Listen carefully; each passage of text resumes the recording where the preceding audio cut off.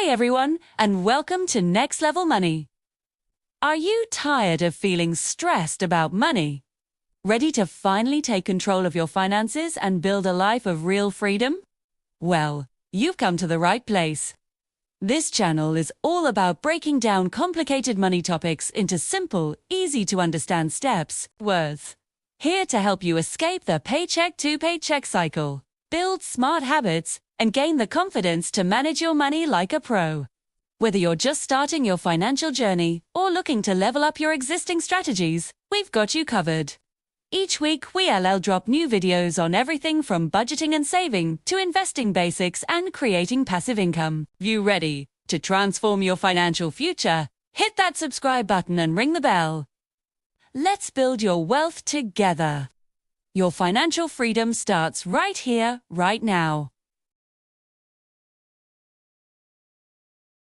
Did you know that the average American is carrying over $100,000 in debt? That's a huge number, and it can feel totally overwhelming. If you're trying to get out of debt, you've probably heard of two popular methods, the debt snowball and the debt avalanche. One method could save you thousands of dollars in interest, but the other might be the key to actually sticking with your plan. So, which one is right for you? Let's figure it out together. By the end of this video, you'll know exactly which strategy will get you to that debt-free finish line faster. First, let's talk about the debt snowball. Imagine a tiny snowball at the top of a hill. As it rolls down, it gets bigger and bigger, picking up more snow and speed. That's exactly how this method works with your debts. You list all your debts from the smallest balance to the largest, no matter what the interest rates are. You'll make the minimum payments on all of them, but you'll throw every extra dollar you have at that smallest debt. Why would you do this, even if it's not the one with the highest interest? It's all about psychology. When you pay off that first small debt, you get a quick, powerful win. It feels amazing. You've completely eliminated one of your bills. That success gives you a huge burst of motivation. Now, you take the money you were paying on that cleared debt and add it to the payment for the next smallest debt. Your snowball of money is getting bigger. You'll knock out that second debt even faster, then the third, and so on. Each time you pay one off, your momentum builds, and you feel more and more powerful and in control of your money. It's an incredibly rewarding feeling that can keep you going when things get tough. Now, let's switch gears and look at the other side of the coin, the debt avalanche. This method is all about the numbers. It's the cold, hard, logical approach.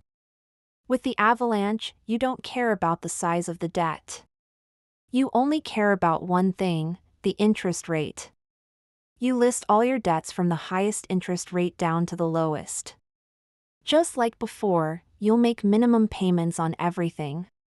But all your extra cash goes directly to the debt with the highest interest rate.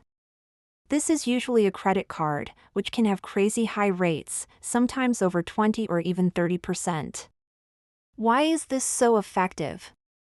Because high-interest debt is like a fire that's burning your money. The longer you let it burn, the more money you lose. By attacking the highest interest rate first, you're putting out the biggest fire. This means you'll pay less interest over the total life of your loans. From a purely mathematical standpoint, the debt avalanche is the most efficient way to pay off debt.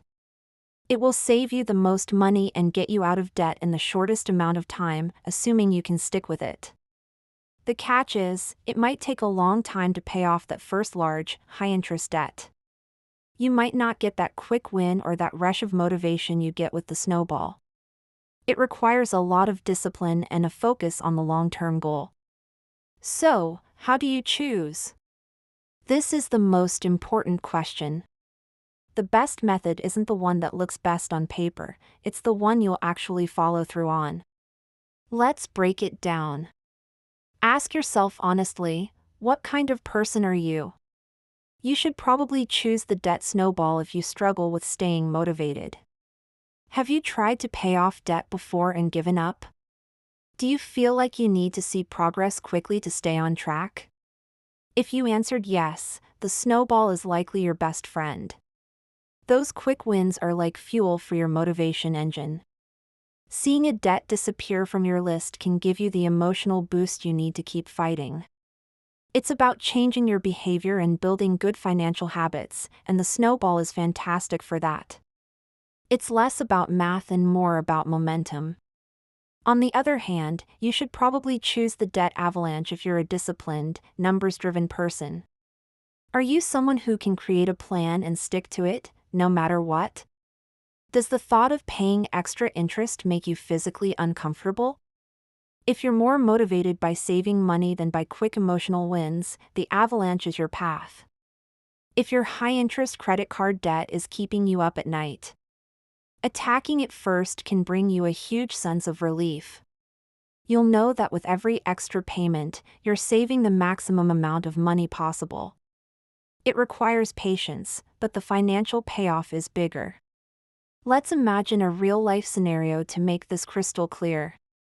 Picture two friends, Sarah and Mike. They both have the exact same debts: a $500 store credit card at 25% interest, a $5,000 personal loan at 10% interest, and a $20,000 car loan at 5% interest. They can both afford to put an extra $500 a month toward their debt. Sarah decides to use the debt snowball method. She attacks that tiny $500 store card first. In just 1 month, she pays it off completely. She feels incredible. She's already debt-free from one lender. She then takes the money she was paying on that card, plus her extra $500, and plows it all into the $5,000 personal loan. Her snowball is growing.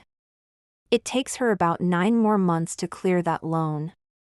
Finally, she throws everything at the big car loan. In total, it takes Sarah about 2.5 years to become completely debt-free.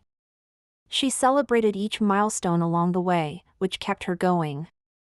Now, let's look at Mike. Mike is a numbers guy.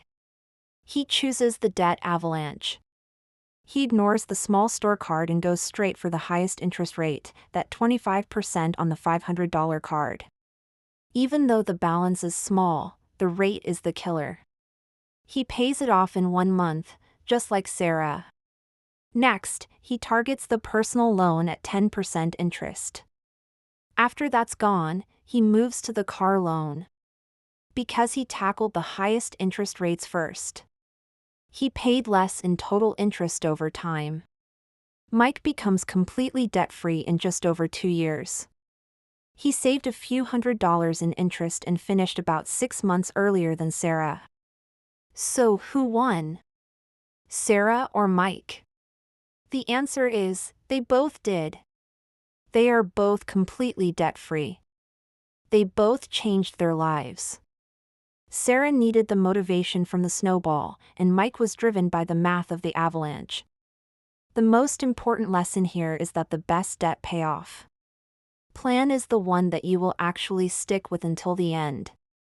It doesn't matter what a spreadsheet says if you give up halfway through. Personal finance is more personal than it is finance. It's about your behavior, your personality, and what drives you. So take a moment and think. What will keep you in the game? Do you need the small victories to keep your spirits up? Or are you driven by pure efficiency and saving every last penny? There is no wrong answer. The only mistake is doing nothing at all. Pick a method, make a plan, and start today. Your future self will thank you for it.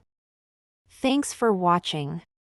If this helped you decide, let me know in the comments which method you're going to use. Don't forget to follow for more tips on taking control of your money. You can do this.